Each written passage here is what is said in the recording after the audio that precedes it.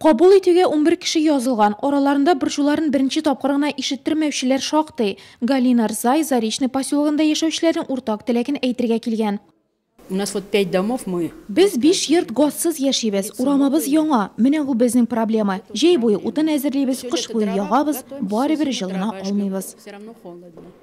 Украинаның Луганск шәһәреннән кайткан качаклар Рябовлар гаиләсе дә депутатка күптәнге проблемаларын җиткермәкче.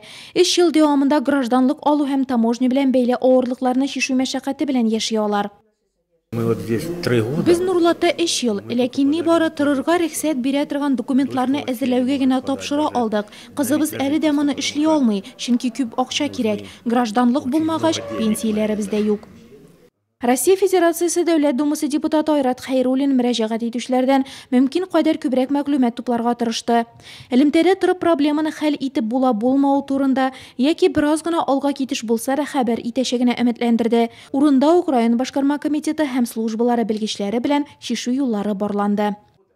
На мое имя оформляйте в установленном порядке заявление Через вас, да, сейчас, да, и потом соберите копию документов. Все копии документов. Да. Там есть вопросы, честно говоря, такие непростые и необычные, но мы позанимаемся и постараемся вам помочь. 19 январь көнне Гыймадинов урамында чыккан янгыннан зыян күргән йортта яшәүчеләр дә бүген Россия Федерациясе депутаты белән очрашуда. Хәзерге вакытта аларның проблемаларын хәл итү өстендә районда эш башланган инде. Айрат Хәйруллин бу мәсьәләдә күз алдында булып, уңай нәтиҗәгә ирешүен контрольдә тотачагына ышандырды.